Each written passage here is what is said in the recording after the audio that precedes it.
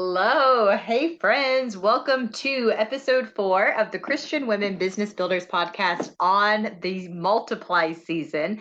This is not our fourth episode of the podcast, but it is our fourth episode of our special season on learning how to multiply our results, multiply our impact, multiply our time and our income, and all kinds of good things off of the scriptural principles found in the Bible. So these are not things that I have made up. These are not things that I have pulled from thin air, but these are examples that we can go straight into the Word and find multiple times, multiple examples of where we see these laws come into play.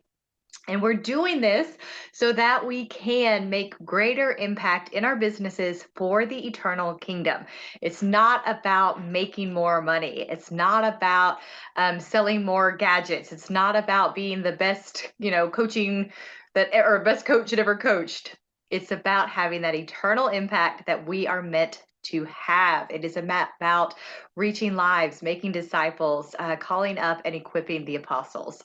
So today is the first out of a two-part series, which we will actually be introducing all of the 7 laws of multiplication.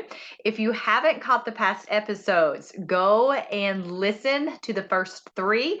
We talk about the call to multiply, scriptural examples of multiplication in scripture, some of the things that are keeping us from seeing that multiplied result in our lives. So some really great things that are leading up to actually jumping into the 7 laws.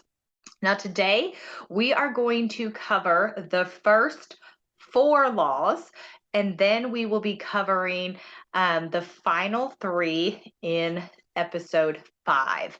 So today we are going to be introducing the first of the laws of multiplication. And I do want to preface this by saying that when we are using the term scriptural laws, these are not commandments. We know that the Lord gave us commandments that are instructions, directive commands. Laws are more like things that we see true and tested time and time again. So think about the law of gravity. Now, scripture never talks about the law of gravity, but we understand that it is a truth of which we can see results. This is the same kind of law that we're speaking to when we're talking about the law of multiplication. I am not about to say that this is God's law.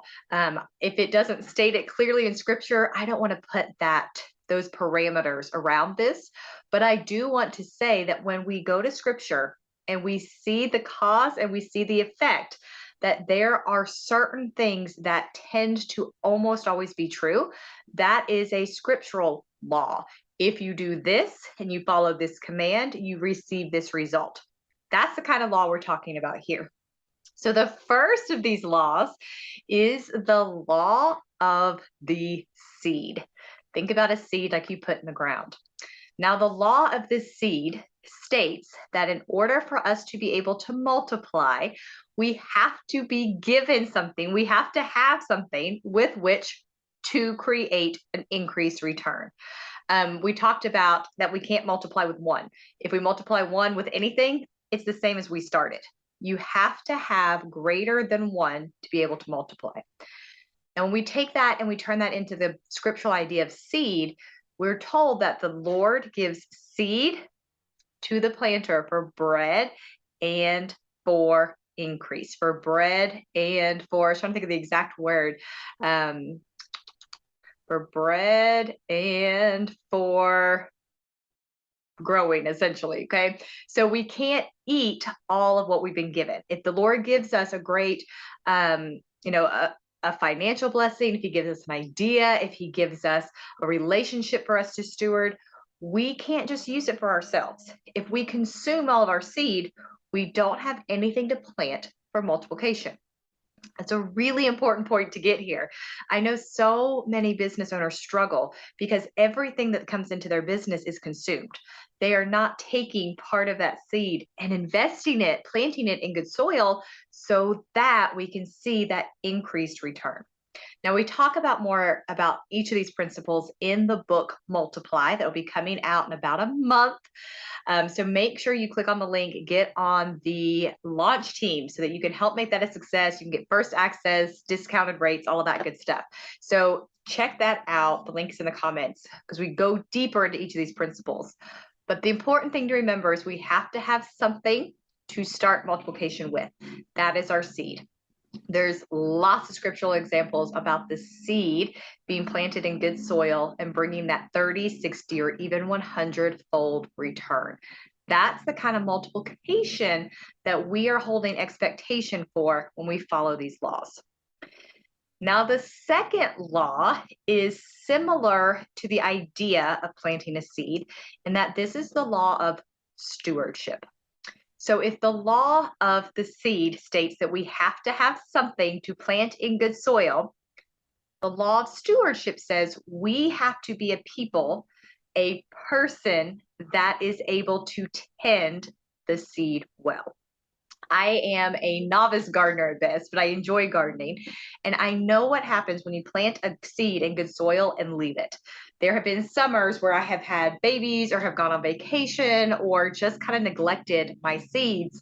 And I've come back and they've been choked out with weeds. They've been eaten up by bugs. They have been pretty much just left to fend for themselves. The crop is greatly reduced when we don't tend well the seeds that we've planted. That's the law of proficiency, or the law of stewardship, excuse me. We have to learn to become good stewards who are focused on increase. The Lord is a God of expansion, of increase. His heart is to see things multiplied. And he wants us to be a people who are able to steward multiplication.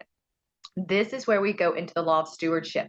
We start to really look at the heart of a steward. What does it mean to have that desire to multiply? What does it mean to multiply and give the fruit up to the Lord, not only for our own wants and demands? All of that is the law of stewardship. How do we become a people who are able to bring those good returns, steward well what the Lord has given us so we can be trusted with more? Now, law number 3 is the law of proficiency. So if the law of stewardship is learning to be a good gardener, learning how to tend our seed, the law of proficiency is becoming one who is excellent at a certain growth strategy, a certain type of seed. So again, using our garden analogy, we don't use it through the book. I don't know why I'm using it here. I guess because we started with the seed. But when we are taking this analogy, this would be becoming the best grape farmer around, the best tomato farmer, the best corn grower. Each type of seed, each business that you plant, each venture that you are nurturing needs to have a specific strategy and plan and integration. You have to become so good at growing and creating multiplication in the seed you have that everything else, it's not that they're not important, it's just that they're not the most important. We have to say yes to excellence and be able to say no to anything that distracts us. Now, when you become excellent in one area, then you can move on and start the excellence journey in another area. But too many of us are like the hobby gardener, and we've got this little plot of land, and we're trying to grow everything in it, and we're not really succeeding at anything. We are better off to become proficient, excellent at growing one thing, creating fruit, and then recreating that process than we would be to try to plant 40 different plants at one time without knowing what we're doing. That's the law of proficiency in a nutshell. We must become dedicated to excellence, bearing good fruit, and seeing the return, seeing that multiplication effect before we move on to other things. And the final one today is the law of exchange. Now, we're actually going to pick back up here in episode 5, because I want to go in a little bit deeper to the law of exchange. But for today, what I want us to walk away with is, in order to become somebody who multiplies greatly, it means we have to create something of value that people are willing to exchange something of value for. Now, that looks like a lot of different things.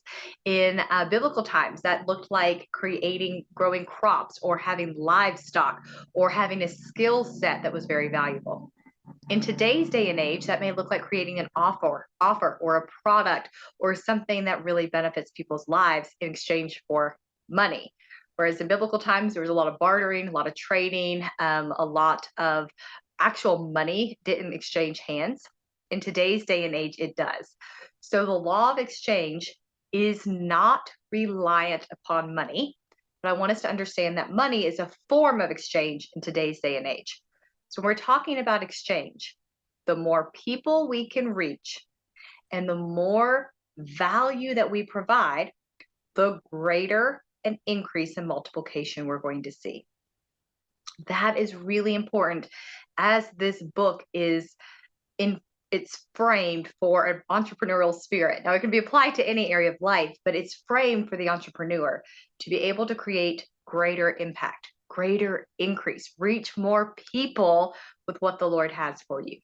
The law of exchange is essential for this. There's a lot of examples in the book where we talk about companies that got it right and companies that got it wrong. And what happens when we take the diligence to actually create something of value for our audience, instead of just anticipating what they like before we try to sell it. So all of that to say, we are going to be going over the final 3 laws in episode 5.